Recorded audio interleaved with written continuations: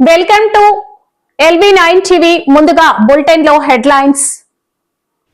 విశాఖలో ఉక్కు నిర్వాసితులు నిరసన. గంగవరం పోర్టు వద్ద సోమవారం ఉదయం ఉద్రిక్తత. ఏవియేషన్ రెగ్యులేషన్ కోఆర్డినేషన్ విషయంలో కేంద్ర మంత్రి రామ్మోహన్ నాయుడు ఘోరంగా విఫలం. విమానయాన సంక్షోభానికి కేంద్ర మంత్రి కింజరపు రామ్మోహన్ నాయుడు అసమర్థతే కారణం మాజీ ఎంపీ.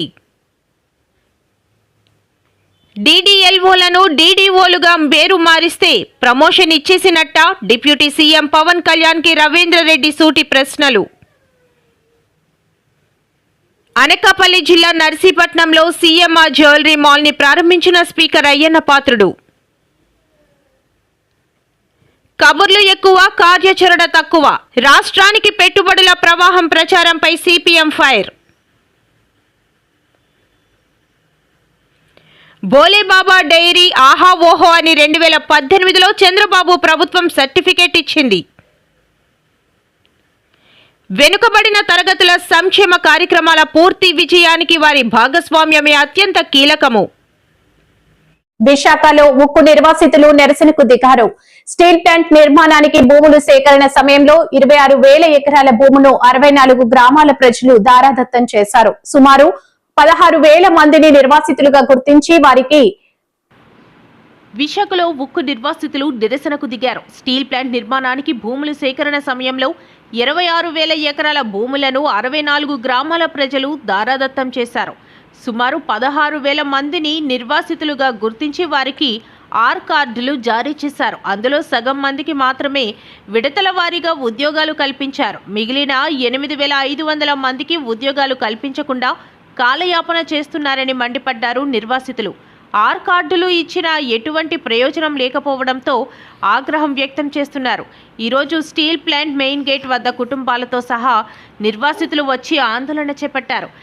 స్టీల్ ప్లాంట్ నిర్మాణం కోసం ఇచ్చిన భూములను వన్ టైం సెటిల్మెంట్లో తిరిగి ఇవ్వాలని, లేని పక్షంలో ఆర్ కార్డు కలిగిన నిర్వాసితులకు నెలకు 25,000 రూపాయల జీవన భృతి కల్పించాలని డిమాండ్ చేస్తూ గేట్ ఎదురుగా బయటకొచ్చి నిరసనకు దిగారు. తమ డిమాండ్లను తీర్చకపోతే పోరాటం మరింత ఉధృతం చేస్తామంటున్నారు నిర్వాసితులు. ఈ కార్యక్రమంలో గాజువాక వైఎస్ఆర్సీపీ ఇన్ఛార్జ్ తిప్పల దేవన్ రెడ్డి, ఉక్కు నిర్వాసితులు ఫ్యామిలీతో పాల్గొన్నారు. స్టీల్ ప్లాంట్ నిర్వాసితులు స్టీల్ ప్లాంట్ కొరకు వేలాది ఎకరాలు పాత తండ్రి నుంచి ఆ కుటుంబం అంతా కూడా స్టీల్ ప్లాంట్ కోసం దారాదత్తం చేస్తే, స్టీల్ ప్లాంట్ వస్తే ఉద్యోగాలు వస్తాయి, వాళ్ళ మనవాళ్ళు మనవరాలు అందరూ బాగుంటారని మంచి మనస్తత్వంతో ఆ రోజుల పెద్దలందరూ కూడా స్టీల్ ప్లాంట్ కోసం ఈ భూములు ఇవ్వడం జరిగింది. ఇప్పుడు 25,000 ఎకరాల మీద ఈ యొక్క కూటమి ప్రభుత్వం కొన్నేసి వీళ్ళు దఫాలుగా డివైడ్ అండ్ రూల్ లాగా ప్రతి వారానికి లేకపోతే ప్రతి నెలకి ఫస్ట్ 5,500 చెప్పిన అలాగా తొలగిస్తూ, ఇప్పుడు వారానికి 5,500 చెప్పిన తొలగిస్తూ వీళ్ళు మొత్తం స్టీల్ ప్లాంట్ లో ఉన్నటువంటి ఎంప్లాయీస్ ని, కాంట్రాక్ట్ లేబర్ ని వీక్ చేశారు. ఫస్ట్ అంటే జనాల్ని ఫస్ట్ తగ్గిస్తూ ఆ ఉద్యమాన్ని వీక్ చేస్తూ వాళ్ళు చేస్తున్నటువంటి తీరు ఎవరికి తెలియదు అనుకుంటున్నారో అందరికీ తెలుసు.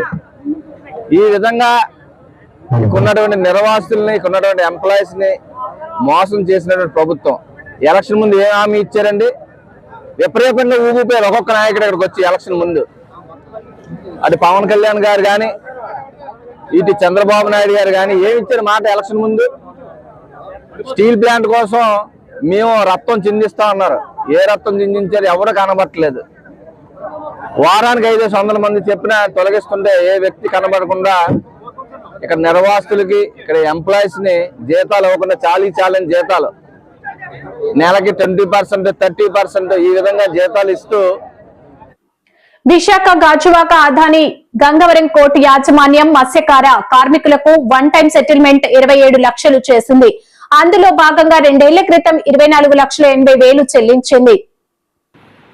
అదాని గంగవరం కోర్టు యాజమాన్యం మత్స్యకార కార్మికులకు వన్ టైం సెటిల్మెంట్ 27 లక్షలు చేసింది. అందులో భాగంగా 2 ఏళ్ల క్రితం 24,80,000 రూపాయలు చెల్లించింది.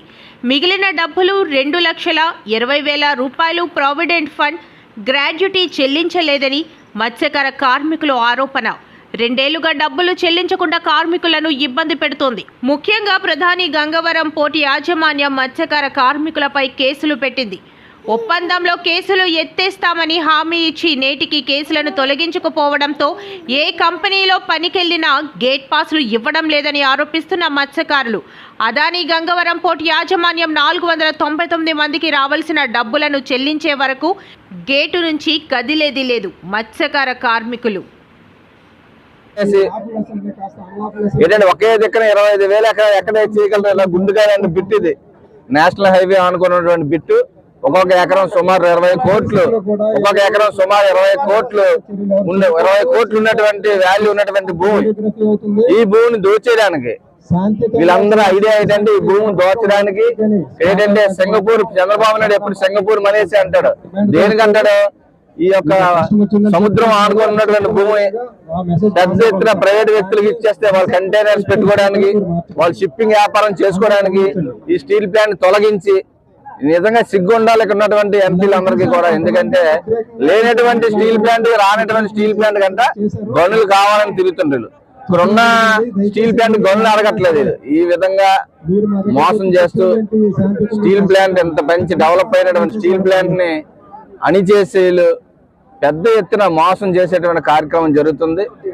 ఇన్నాళ్ళు చూశారు, వాళ్ళు సహనం కోల్పోయారు. ఇంకా వాళ్ళు సహనం కోల్పోయి ఇవాళ నుంచి పెద్ద ఎత్తున నిర్వాసితులు, ఎంప్లాయీస్ కూడా, రేపు రాబోయే రోజుల ఎంప్లాయీస్ కూడా ఈ కార్యక్రమంలో పాల్గొని ఈ యొక్క నిర్వాసులందరికీ కూడా ఏదైతే మీరు భూములు తీసుకున్నారో ఆ భూములన్నీ తిరిగి వెనక్కి ఇచ్చేస్తే, వాళ్ళ కుటుంబాలకి వెనక్కి ఇచ్చేస్తే వాళ్ళే ఏదో పని చేసుకుంటారు భూమి మీద. మీరు ఉద్యోగాలు ఎవరో వాళ్ళకి ఎటువంటి న్యాయం చేయకుండా మీరేదో ఈ యొక్క గవర్నమెంట్ ఉందని చెప్పేసి మీరు భయభ్రాంతి చేసి ఒక్కొక్కరిని సెపరేట్ గా డివైడ్ అండ్ బ్రిటిష్ పరిపాలనగా ఒక్కొక్కరిని అంచేద్దాం అనుకుంటే మాత్రం ఇంకా రోజులు మీకు చెల్లవు. ఇంకా అయిపోయి మీ టైం అయిపోయింది, మీకు ఇచ్చినటువంటి అవకాశం అయిపోయింది, మీ టైం అయిపోయింది. ఇంక ఎవరు కూడా మీకు భయపడేది లేదు. మీకు నచ్చింది చేసుకోండి. ఎప్పుడైనా సరే అందరూ కూడా ఐకమత్యంతో కొన్నటి నిర్వాసులకి ఈరోజు చెప్తున్నాను, మనం కానీ ఇంట్లో కూర్చుంటే మన పని అయిపోద్ది. ఇంట్లో కూర్చుంటే అవదు. కంపల్సరిగా అందరూ రోడ్డు మీద రావాలి. ఈ స్టీల్ ప్లాంట్ గేట్ ముందే కూర్చోవాలి. ఏవియేషన్ రెగ్యులేషన్ కోఆర్డినేషన్ విషయంలో కేంద్ర టీడీపీ మంత్రి రామ్మోహన్ నాయుడు ఘోరంగా విఫలమయ్యారు. ఎయిర్ ఇండియా ఫ్లైట్ క్రాష్ జరిగితే ఆ సమయంలోనూ మంత్రి రీల్స్ చేస్తున్నారనే ఆరోపణలు ఉన్నాయి. టీడీపీ అధికార ప్రతినిధులు రాష్ట్ర పరువును, దేశం పరువును తీశారు. గుడివాడ అమర్నాథ్ మాజీ మంత్రి. కానీ ఈరోజు పరిస్థితులు చూసిన తర్వాత గడిచినటువంటి 18 మాసాలుగా ఈ మధ్యకాలంలో దాదాపు ఒక దశాబ్దన్నర కాలంగా ఎప్పుడు చూడనటువంటి ఒక పెద్ద ఇన్సిడెంట్ మన జూన్ 12వ తారీఖున ఎయిర్ ఇండియా ఫ్లైట్ క్రాష్ చూసాం. దాదాపు 232 మంది ప్యాసింజర్స్, ఫ్లైట్ కూలిపోయినటువంటి ప్రాంతంలో చదువుతున్నటువంటి మెడికోస్ దాదాపు 30-35 మంది మెడికోస్. ఇది ఒక చాలా పెద్ద ప్రపంచ ఫ్లైట్ యాక్సిడెంట్స్ లో ఇదో పెద్ద ఘటన. అప్పటికే పెద్ద ఎత్తున వారి మీద విమర్శలు వచ్చినాయి. అటువంటి ఓ పెద్ద దుర్ఘటన జరిగినప్పుడు అక్కడ కూడా వెళ్ళి రీల్స్ చేసుకున్నారు అనేటువంటి ఒక అపవాదు మన మీద వచ్చింది. దేశవ్యాప్తంగా మన మంత్రి గారిని అనేక జాతీయ మీడియా ఛానల్స్ కానీ అనేక మంది ప్రముఖులు కానీ విమర్శించినటువంటి పరిస్థితులు కూడా చూసాం. తీరా నిన్నటి గడిచినటువంటి 4 రోజులుగా అసలు జాతీయ మీడియా ఛానల్స్ వారు మాట్లాడుతున్నటువంటి తీరు చూసిన తర్వాత అసలు ఆ పొజిషన్లో ఉన్నటువంటి వారు ఎవరన్నా సరే దేశ ప్రజలకి, ముఖ్యంగా ఈ విమానయాన దాంట్లో ఇబ్బందులు పడుతున్నటువంటి ప్రజలకి క్షమాపణ చెప్పాల్సినటువంటి బాధ్యత ఆ మంత్రిత్వ శాఖని ప్రాతినిధ్యం వహిస్తున్నటువంటి మంత్రి గారి మీద ఉంది. సరే, దాని వరకు వాళ్ళు వెళ్ళలేదు, దాని గురించి మాట్లాడట్లేదు. తీరా ఈ తెలుగుదేశం పార్టీ అధికార ప్రతినిధులు అయితే దీని మొత్తం వ్యవహారాన్ని మా లోకేష్ గారి దగ్గరుండి పర్యవేక్షిస్తున్నారని చెప్పి జాతీయ మీడియాలో వారు మాట్లాడతారు. అసలు లోకేష్ ఎవరు, లోకేష్కి ఆ మంత్రిత్వ శాఖకి సంబంధం ఏంటి? దేశంలో ఉన్నటువంటి రాష్ట్రాల్లో ఒక రాష్ట్రంలో సంబంధించి ఒక శాఖకి మంత్రి ఆయన. విమానయాన సంక్షోభానికి కేంద్ర మంత్రి కించరపు రామ్మోహన్ నాయుడు అసమర్థే కారణమని మాజీ ఎంపీ మార్గని భరత్ మండిపడ్డారు. రాజమండ్రి వైఎస్ఆర్ కాంగ్రెస్ పార్టీ కార్యాలయంలో మీడియాతో మాట్లాడుతూ శాఖాపరమైన సమీక్ష నిర్వహించకపోవడమే సమస్యకు మూల కారణమని, ఆయన తక్షణమే రామ్మోహన్ నాయుడిని కేబినెట్ నుంచి తొలగించాలని డిమాండ్ చేశారు. జరుగుతూ ఉన్నాయి అంటే భారతదేశం పరువు పోయినట్టు కాదా? ఈ యూజ్లెస్ మినిస్టర్ వలన, ఇన్కాంపిటెంట్ మినిస్టర్ వలన, కేవలము అందులో తెలుగోడంట, సిగ్గు కూడాను, ఇన్కాంపిటెన్సీ ఇక్కడ ఏంటనేది క్లియర్గా కనబడతా ఉంది. ఇంకా ఇప్పటిదాకా ఇవన్నీ కూడా రెగ్యులేట్ అవ్వడానికి ఇంకొక వారం 10 రోజులు పడుతుంది. మళ్ళీ ఇంకోటి ఏంటనుకున్నారు, ఎవరైతే ఇప్పుడు ఈ ఆర్డర్ ఇచ్చిన సివిల్ ఏవియేషన్ మినిస్ట్రీ మళ్ళీ ఆర్డర్ వెనక్కి తీసుకొని ఫిబ్రవరి దాకా టైం ఇస్తూ ఉన్నారు. అంటే ఇప్పుడు ఒక రకంగా ప్రైవేట్ వాళ్ళు, ఇండిగో ఎయిర్లైన్స్ వాళ్ళు బెట్టి చాకరీ అంటారు. మన పూర్వం రోజుల్లో గొడ్డి చాకరీ అని వినేవాళ్ళం. ఆ రకంగా గొడ్డి చాకరీ చేయిస్తూ ఉన్నారు. ఎంత దారుణమైన ఇన్సిడెంట్ అంటే వాళ్ళకి రెస్టింగ్ పీరియడ్ వారం రోజుల్లో చూసుకుంటే 36 గంటల మట్టుకు ఇస్తున్నారు. ఇందులో ఇంకొక దారుణమైన అంశం ఏంటో చెప్పమంటారా? ఇందులో ఎవరైనా వాళ్ళు లీవ్ తీసుకున్నారు అనుకోండి, ఒక పర్సనల్ లీవ్, కానీ ఆ లీవ్ కూడా 36 గంటల్లోకి మినహాయించేస్తారు. ఇప్పుడు వాళ్ళకి ఏదైనా ఒక అర్జెన్సీ వచ్చి ఒక 2 రోజుల్లో 3 రోజుల్లో లీవ్ పెట్టారు అనుకోండి, ఈవెన్ పైలట్స్ కానీ క్రూ కానీ ఎవరైనా కానీ వాళ్ళు వారం రోజుల పాటు గొడ్డు చాకరీ చేసేయాలి. వాళ్ళకి 36 అవర్స్ వర్తించదు. ఇది అందరూ కూడా గుర్తుపెట్టుకోవాల్సిన అంశం. అంటే ఇంత దారుణంగా మరి రామ్మోహన్ నాయుడు గారు ఈయన మంత్రి కింద ఉంటూ ఈ రకమైన కార్యక్రమం చేస్తూ కేవలం మిస్టేక్ ఏంట్రా అంటే లైట్గా తీసుకున్నాడు. పీరియాడిక్ రివ్యూ చేయకపోవడము ఇది ప్రధానమైన లోపం. నెంబర్ 2, ఫేజ్డ్ మేనర్లో ఇంప్లిమెంట్ చేయాలి. మీరు ఇంప్లిమెంట్ చేసేదేదో ఫేజ్డ్ మేనర్లో ఇది కంప్లీట్ అయిన తర్వాత నెక్స్ట్ ఫేజ్ తర్వాత నెక్స్ట్ ఫేజ్. మీరు సంవత్సరంన్నర టైం ఇచ్చారండి ఈ FDTL నార్మ్స్ని ఫాలో కావాలి అని చెప్పి. మరి దీనికి సంబంధించి పైలట్స్ ఉండాలి కదా. మరి పైలట్స్ని ఎంతమందిని హైర్ చేసుకున్నారు? ఆ పైలట్స్ ఈ పలానా 3 monthsకి 150-200 మంది పైలట్స్ని హైర్ చేసుకున్నాము. పోనీ ఇండియా ఇప్పటికే రాష్ట్రంలో 18.63 లక్షల ఉపాధి హామీ కూలీల జాబ్ కార్డులు తొలగించిన కూటమి ప్రభుత్వం 6 నెలలుగా జీతాలు ఇవ్వకుండా వారి పొట్ట కొడుతుందని వైఎస్ఆర్సీపీ పంచాయతీరాజ్ విభాగం రాష్ట్ర అధ్యక్షులు వెన్నపూస రవీంద్రరెడ్డి ఆగ్రహం వ్యక్తం చేశారు. తాడేపల్లిలోని పార్టీ కేంద్ర కార్యాలయంలో ఆయన మీడియాతో మాట్లాడారు. ఈరోజు తొలగించినటువంటి ప్రభుత్వం చరిత్రలో ఏడైనా ఉంది అంటే పెట్టించారు. అదే నేను కూడా అదే లింక్ లో పెట్టించేస్తున్నాను. అంతేకాకుండా ఈ సంవత్సరం నవంబర్ వరకు, ఏప్రిల్ నుంచి నవంబర్ వరకు కనీసం 16 కోట్ల పని దినాల్ని కూడా ఈ రాష్ట్ర ప్రభుత్వం ఈ రాష్ట్ర ప్రభుత్వం మేము ఎప్పుడు అడుగుతూ ఉంటాం. ఎప్పుడు కూడా మా జగనన్న మీద, గతంలో జగన్మోహన్ రెడ్డి గారి ప్రభుత్వం మీద పడి ఏడ్చేటువంటి మిమ్మల్ని 2023-24 ఏప్రిల్ నుంచి నవంబర్ వరకు, కేవలం ఏప్రిల్ నుంచి నవంబర్ వరకు 1.5 కోట్ల పని దినాల్ని కల్పించినటువంటి ప్రభుత్వం జగనన్న ప్రభుత్వం. ఆ రోజు కూడా ఉపాధి హామీ కూలీలకు, డబ్బు కూలీలకు సంబంధించినటువంటి కావచ్చు, ఉపాధి హామీ కూలీలకు కావచ్చు, అడిగినంత పని కల్పించినటువంటి ప్రభుత్వం జగన్మోహన్ రెడ్డి గారి ప్రభుత్వం. ఇది నేను చెప్పేటువంటిది కాదు. ఈరోజు మీ ప్రభుత్వం దగ్గరే లెక్కాచారం ఉన్నాయి, తీయండి. ఆనాడు 5 సంవత్సరాల్లో కల్పించినటువంటి ఉపాధి హామీ కూలీలకు కల్పించినటువంటి పని దినాలు, ఆ రోజు ఉపాధి హామీలకు కల్పించినటువంటి జాబ్ కార్డులు, మీరు డేటా తీసుకురండి, మేము కూడా చర్చించడానికి సిద్ధంగా ఉన్నామని చెప్పి ఈ సందర్భంగా తెలియజేస్తా ఉన్నా. అటువంటిది ఈరోజు ఈ ప్రభుత్వం కేవలం ఈ ఏప్రిల్ నుంచి నవంబర్ వరకు కేవలం 16 కోట్ల పని దినాలు మాత్రమే బలవంతంగా కల్పించినట్లయింది తప్ప అది కూడా ఈ కూటమి ప్రభుత్వం ఎక్కడ కూడా చిత్తశుద్ధితో కల్పించలేదు. అది ఈ కూటమి యొక్క వైఖరి అని చెప్పేసి ఉపాధి హామీ కూలీల పట్ల అని చెప్పి కూడా ఈ సందర్భంగా నేను తెలియజేస్తా ఉన్నా. అంతేకాకుండా కేవలం ఈ 6 నెలల్లో, అంటే ఏప్రిల్ నుంచి నవంబర్ వరకు జరిగినటువంటి ఉపాధి హామీ కూలీలలో జరిగినటువంటి నష్టం ఎంత అంటే 5.50 కోట్ల లక్షల రమారమి 5,50,00,000 పని దినాల్ని ఈరోజు ఈ రాష్ట్ర ప్రజలు అంటే ఈ రాష్ట్రంలో ఉన్నటువంటి ఉపాధి హామీ కార్డు కలిగినటువంటి అర్హత కలిగినటువంటి ప్రతి వ్యక్తి కూడా నష్టపోయినటువంటి శాతం ఎంత అంటే దాదాపు 450 కోట్ల రూపాయలని ఈరోజు రైతు కూలీలు ఈరోజు నష్టపోవడం జరిగింది. ఇది ఎంతవరకు సమంజసమని చెప్పి కూడా ఈ రాష్ట్ర ప్రభుత్వాన్ని నేను అడుగుతా ఉన్నా. ఏమయ్యా పవన్ కళ్యాణ్, ఈరోజు నీకు తీసుకునేటువంటి ప్యాకేజీ మీద ఉన్నటువంటి మమకారం, ఈరోజు నీ సినిమా టికెట్ల రేట్లు పెంచుకునేటువంటి దాని మీద ఉన్నటువంటి శ్రద్ధ, ఈరోజు చిన్న సన్నకారులు ఈరోజు కొత్త గడవక ఈరోజు ఇబ్బంది పడుతున్నటువంటి రైతు కూలీల పట్ల ఈరోజు ఇక రాష్ట్రంలో కూటమి ప్రభుత్వం కాదు నడుస్తుండేది, ఇది ఒక బూటకపు ప్రభుత్వం. ఎందుకంటే ఈ ప్రభుత్వం అభివృద్ధి వైపు కాకుండా తిరోగమనం వైపు తీసుకెళ్తున్నటువంటి ప్రభుత్వం, దుర్మార్గమైనటువంటి ప్రభుత్వం ఈ ప్రభుత్వం అని చెప్పి సందర్భంగా తెలియజేస్తా ఉన్నా. ఎందుకంటే ఈ ప్రభుత్వం అధికారంలోకి వచ్చిన తర్వాత అన్ని శాఖల్ని కూడా తినేసేటువంటి ప్రయత్నం, అన్ని శాఖల్ని కూడా తిరోగమనం వైపు తీసుకెళ్లేటువంటి ప్రభుత్వం ఈ ప్రభుత్వం. అనకాపల్లి జిల్లా నరసీపట్నంలో సీఎంఆర్ జ్యువెలరీ మాల్ ని స్పీకర్ అయ్యన్న పాత్రుడు, సీఎంఆర్ అధినేత మావూరి వెంకటరమణ, బాలాజీ కలిసి ప్రారంభించారు. 2 తెలుగు రాష్ట్రాల్లో సీఎంఆర్ అంటేనే ఒక బ్రాండ్ అని, నమ్మకానికి మరో పేరు అని అయ్యన్న కొనియాడారు.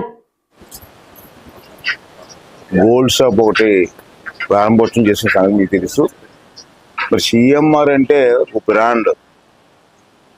ఎందుకంటే బ్రాండ్ అని ఉమ్మడి రాష్ట్రంలో, తెలంగాణ రాష్ట్రంలో కానీ మన రాష్ట్రంలో కానీ మొత్తం సీఎంఆర్ వచ్చిన తర్వాత అసలు గోల్డ్ అంటే ఏంటి, బట్టల షాప్ అంటే ఏంటి, క్వాలిటీ అంటే ఏంటి అన్నది ప్రజల్లోకి వెళ్ళింది, చాలా బలమానికి వెళ్ళింది. దానికి కారణం ఏంటంటే సీఎంఆర్ ఒక బ్రాండ్. ఇందాక చెప్పాను నేను. ఎందుకన్నానంటే బ్రాండ్ అని ఎందుకన్నానంటే ఒక నమ్మకం. ఆ నమ్మకాన్ని ప్రజల్లో కలిగించగలిగినటువంటి వ్యాపార సంస్థ సీఎంఆర్. రమణ గారు కానీ ఇప్పుడు వాళ్ళ అబ్బాయి కూడా ఎదుకొచ్చారు. ఇద్దరు కూడా బ్రహ్మాండంగా ఈ కార్యక్రమాన్ని చేస్తున్నారు. ఇవాళ రాష్ట్రంలో 45 షోరూమ్స్ ఉన్నాయి, బట్టల షోరూమ్స్. అంటే రాష్ట్రం అంటే ఉమ్మడి రాష్ట్రం.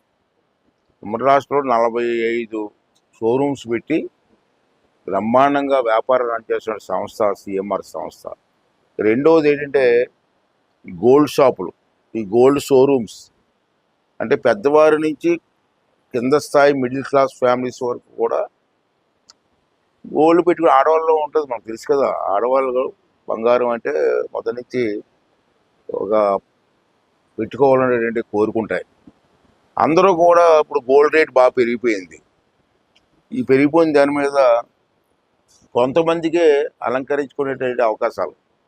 అలా కాకుండా రమణ గారు ఏం చేశారంటే సామాన్యులకు కూడా, మిడిల్ క్లాస్ ఫ్యామిలీస్ కానీ సామాన్యులకు కానీ ఆ అమ్మాయి పెళ్ళిళ్ళలోనో ఆ అమ్మాయి పెద్ద మనుషులు అయినప్పుడు గోల్డ్ పెట్టాలనుకుంటారు, కానీ గోల్డ్ అందుబాటులో లేదు. అంటే అటువంటి వాళ్ళకు కూడా అందుబాటులో తీసుకురావాలనే ఉద్దేశంతో అన్ని వర్గాల వారికి సంబంధించిన వరకు వస్తువుల కోసం చెప్పి వాళ్ళు ప్లాన్ చేశారు, సక్సెస్ అయ్యారు. ఇవాళ గోల్డ్ షాప్ ఇందాక చెప్పేది 45 బట్టల షాపులు, బట్టల షోరూమ్స్. ఇప్పుడు రాష్ట్రంలో 2 రాష్ట్రాల్లో కలిపి నాకు తెలిసి 14 ఉన్నాయి. ఓకే సార్, గోల్డ్ షాపులు 14 పెట్టారు. దీంతో 14 అనుకుంటాను. ఇది 14 గోల్డ్ షాప్. అది ఇండిగో సంక్షోభంపై రాఘవులు, రాష్ట్రం పారిశ్రామికంగా శరవేగంగా ముందుకు పోతుందని, లక్షల కోట్ల పెట్టుబడులు, లక్షల ఉద్యోగాలంటూ చంద్రబాబు ప్రభుత్వం కబుర్లు ఎక్కువగా చెప్పి అందుకు తగ్గట్టుగా కార్యాచరణ లేకుండా వ్యవహరిస్తుందని సిపిఎం పొలిట్ బ్యూరో సభ్యులు బి రాఘవులు ఎద్దేవా చేశారు. ఆకర్షించబడ్డాయని చెప్పేసి చెప్తున్నారు. అయితే 20 బిలియన్ డాలర్లు వచ్చినట్టు ఈ 17 నెలల్లో. మరి ఆ డాలర్లన్నీ ఎక్కడికి పోయినాయో, ఎక్కడ ఉన్నాయో కూడా మనకి ఏం అర్థం కావడం.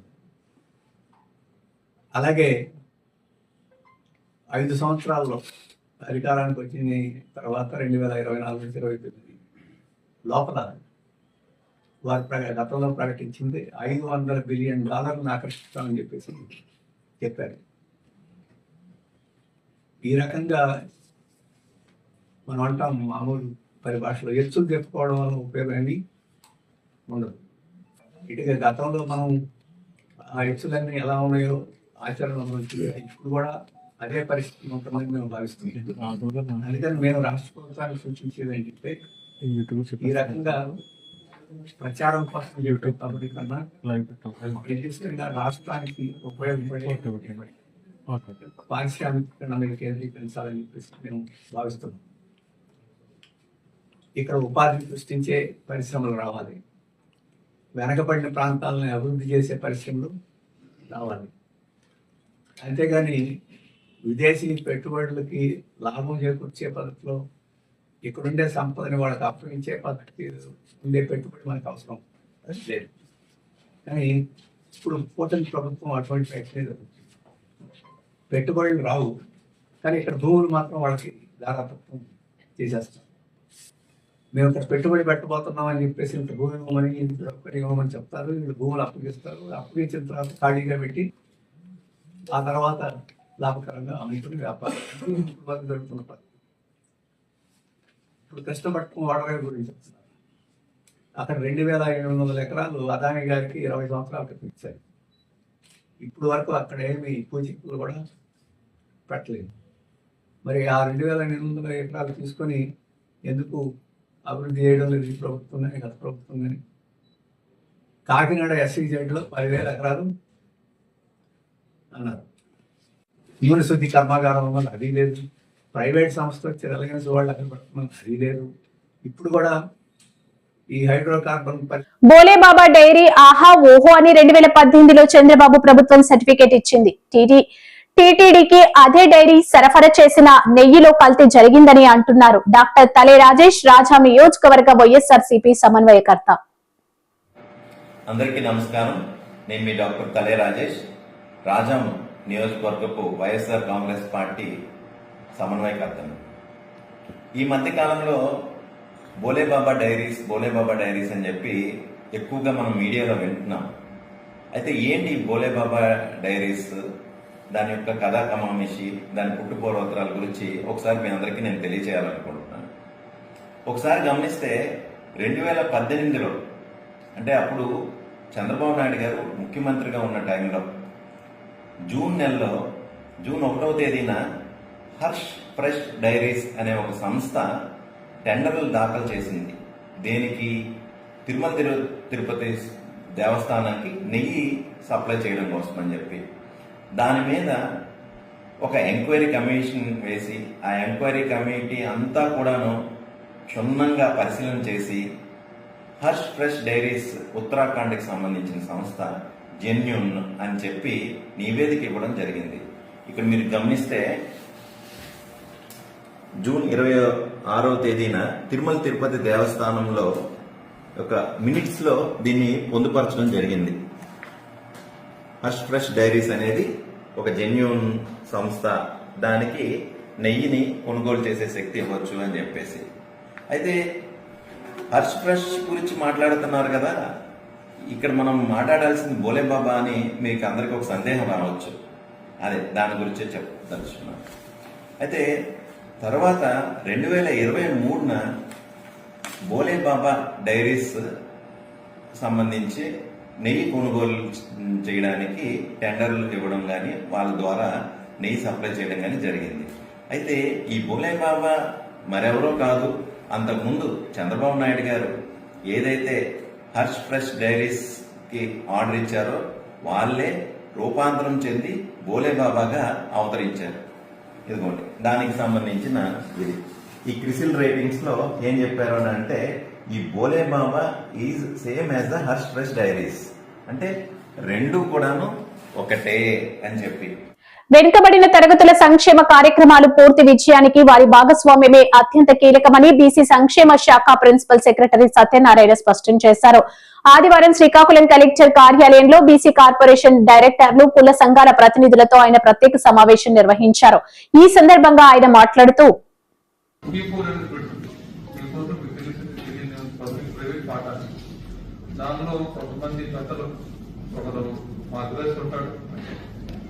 స్వతహాగా ఫైనాన్షియల్ వెల్ఫేర్ పడుతున్నప్పుడు ఆయన ఊళ్ళో కొన్ని కుటుంబాలను అడాప్ట్ చేసుకుని బంగారు కుటుంబాలనే కాన్సెప్ట్ వెళ్ళారు. సో దానికి మనం అందరికీ డబ్బులు మనం ఇవ్వలేదు, డబ్బులు అందరూ ఇవ్వలేదు. కొద్దిగా మనకి కోచింగ్ మీరు లేదంటే సాఫ్ట్వేర్ సంస్థ ఇంటర్ సంబంధించి కూడా మనకి ఇవ్వడం జరిగింది. అంటే కులాన్ని చరిత్ర పెట్టి ఈ కులాన్ని కూడా తిట్టడానికి ఎవరికి హక్కు లేదు.